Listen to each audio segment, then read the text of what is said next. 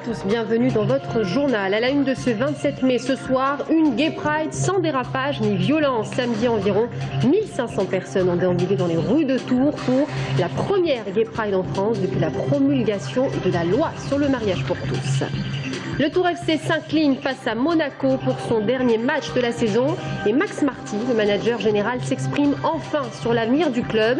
Il était l'invité du débrief cet après-midi sur TV Tours Val-de-Loire. Ses déclarations à suivre dans notre journal ce soir. Et puis Vitti-Loire a conquis ses 30 000 visiteurs malgré un temps mitigé ce week-end. L'occasion pour nous d'en savoir plus sur la Cité internationale de la gastronomie. À quoi la ville de Tours doit-elle s'attendre ? Bonsoir à tous. Vous étiez nombreux aujourd'hui à profiter du soleil. Vous avez bien fait car c'était le seul jour de beau temps de la semaine. Les maximales ont atteint 19 degrés à Tours. Même chose pour Blois dans le Loir-et-Cher.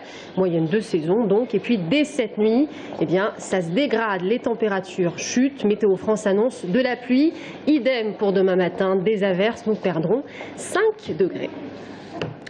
Le parquet d'Angers confirme que le corps d'un enfant retrouvé vendredi après-midi dans la Loire à Saint-Florent-le-Viel est bien celui de la petite Zoé, 4 ans, disparue depuis le 11 mai dernier suite à l'accident du pont Mirabeau à Tours. Les analyses ADN ont en effet confirmé qu'il s'agissait bien de la fillette. Et puis, le corps d'un homme repêché à Saumur la semaine dernière pourrait être celui du boucher de Savonnières, tombé dans le Cher. Au mois de mars, là encore, l'enquête suit son cours. On craignait le pire et pourtant, la Gay Pride samedi s'est déroulée sans dérapage ni violence. Selon la préfecture, environ 1500 personnes ont déambulé dans les rues de Tours pour cette première Gay Pride. Depuis la promulgation de la loi sur le mariage pour tous en France, les groupuscules identitaires ont rappelé qu'ils n'en resteront pas là. Margot Blanc-L'Œil. Des amoureux, des citoyens, des défenseurs de l'égalité se sont mobilisés ce samedi. Même après l'adoption du mariage pour tous, pour eux, il faut continuer à se rassembler. C'est un phénomène de masse, il y a la musique, il y a une bonne ambiance. Mais les combats ne sont pas finis et c'est pour ça qu'on est là. Heureux de se réunir pour fêter ce nouveau droit accordé aux homosexuels, mais aussi pour en réclamer d'autres. Puis il y a encore le droit des trans qu'il ne faut pas oublier. Le droit de pouvoir changer d'état civil de manière libre et gratuite. Et puis on réclame aussi des vrais plans de lutte contre l'homophobie et la transphobie aujourd'hui en France qui n'existent pas encore.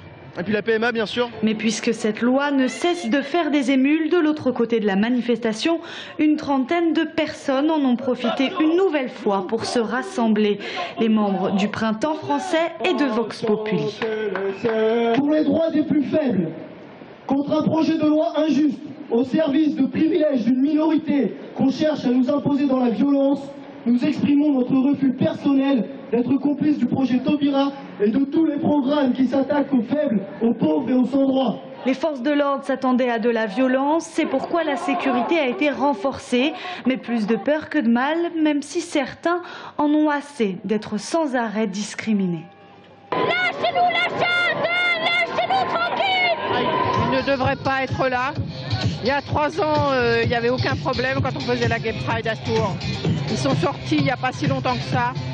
Et je trouve ça grave. D'abord, la première chose, c'est quand une loi a été votée et promulguée, c'est la loi de la République. Ça, c'est la première chose. La deuxième chose, pour moi, ce sont des factieux. C'est comme 6 février 34. Voilà, tout simplement. Ce sont des gens comme le Printemps français qui devraient être dissous.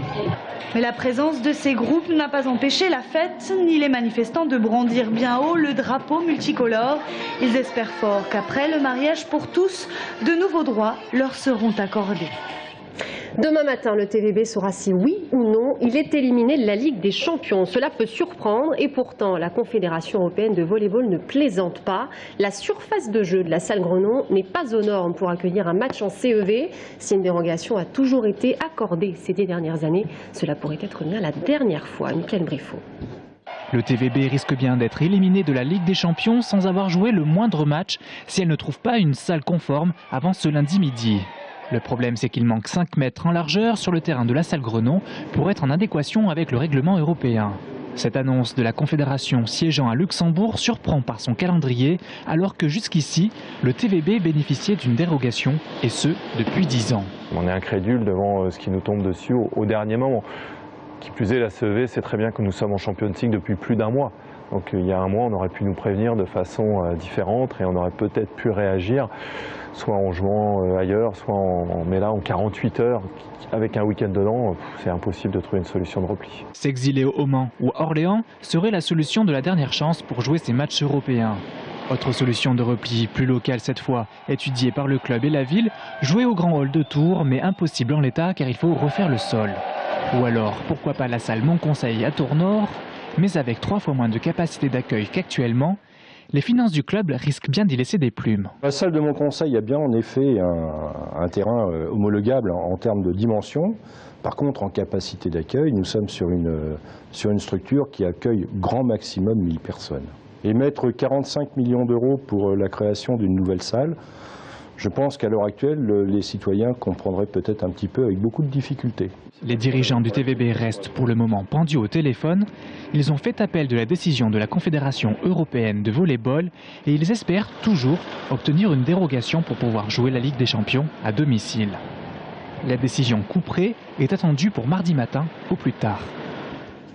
Et en football, Monaco s'est imposé face au Tours FC. Le score, vous le connaissez, 2-1 pour la 38e et dernière journée de Ligue 2. Ils sont donc 10e au classement avec 49 points. Et quel avenir pour le Tours FC? Max Marty, le manager général du club, était l'invité du débrief cet après-midi. Le président du club, Frédéric Sebag, est-il sur le point de partir? Qui reprendra les rênes la saison prochaine? On voit cela avec Florent Carrière. Frédéric Sebag l'a dit tranquillement, il cherche des gens pour l'accompagner ou des gens pour le remplacer, pour reprendre le club. Bon, les discussions sont en cours, tout est ouvert. On ne sait pas demain qui sera le président, on ne connaît pas les moyens du club, on ne connaît pas les aspirations des gens qui vont venir, leur motivation. C'est la première fois qu'un cadre dirigeant du Tours FC confirme l'existence de négociations en vue de la reprise du club de foot tourangeau. Max Marty, le manager général du club, parle d'une décision d'ici à 15 jours. Probablement de nouveaux partenaires financiers donc, qui redresseraient ainsi la situation économique du Tours FC. L'entraînement reprend le 24, donc d'ici une quinzaine de jours, après ça serait un peu plus compliqué pour construire l'équipe. Cela fait plusieurs années que le Tours FC finit sa saison économiquement dans le rouge. Frédéric Sebag, le président actuel, mettait donc la main à la poche chaque année, las de le faire ou bien dans la possibilité cette année. Des négociations ont donc été lancées. Le Tours FC, un club de Ligue 2 qui n'est pas sans intérêt, classé en première partie de tableau, une équipe de réserve qui a retrouvé le CFA2 et des jeunes pousses prometteuses. Avec 11 internationaux dans notre centre de formation, on est peut-être le club de Ligue 2 ou sûrement même qui avons le plus d'internationaux chez les jeunes, alors que notre centre n'a que 2 ans. On est sur la bonne voie. Et Max Marty de défendre la stratégie du club menée depuis quelques années avec le centre de formation pour socle. Une stratégie payante sur le long terme pour le manager général, mais dans un contexte de rachat, quid du devenir de l'équipe en place et notamment de Max Marty. Il ne faut jamais condamner les gens qui arrivent. Voilà. Il ne faut pas insulter ceux qui vont partir ou ceux qui sont partis. Voilà. Chacun œuvre dans l'intérêt général. Ma préférence à moi aujourd'hui, bien évidemment, c'est de rester. Mais il y a 2 inconnus. Les nouveaux repreneurs potentiels, ils pourraient décider de placer leurs hommes à des postes clés et la stratégie qu'ils adopteraient s'ils confortent Max Marty dans son rôle, celui-ci acceptera-t-il un changement dans la politique du club? Réponse dans les prochaines semaines. Et vous retrouvez l'intégralité de cette interview dans le débrief demain soir à 22h30 sur TV Tours Val-de-Loire. En basket, l'ADA ne jouera pas en Pro B la saison prochaine. Pour la 2e année consécutive, elle s'est inclinée en finale. Les hommes d'Hugo Cancé ont perdu après les prolongations face à Soffelversheim. Le score 87-81. Un beau succès pour Vitilloire qui a accueilli 30 000 personnes à Tours ce week-end. Les vins de Loire, l'atout charme de notre gastronomie. L'occasion de faire le point sur la Cité internationale de la gastronomie. Où en est-on aujourd'hui? Vous le savez, la mission française du patrimoine et des cultures alimentaires avait préconisé un réseau de cités, Tours, Rungis, Dijon. Elle devrait d'ailleurs en dire davantage ces prochains jours. À quoi la ville de Tours peut-elle s'attendre? On tente d'y voir plus clair avec Aurélie Renaud. Les ingrédients d'une belle édition Vitilloire. Un rayon de soleil après une lampée de vin ligérien. Un casse-croûte, des 10 heures. De beaux flacons, rouge, blanc et rosé. Et une nouveauté, un tapis. Non pas rouge mais mauve, direction le Vinci. On ajoute à cela une visite officielle et dans les rangs du bataillon, une marraine, une tourangelle, une vraie et quelques figures emblématiques. Puis glissez-leur un mot sur la future cité de la gastronomie. Ce serait formidable parce qu'on a toujours cultivé la bonne chair et puis c'est quand même le pays de Rabelais, donc il y a une logique.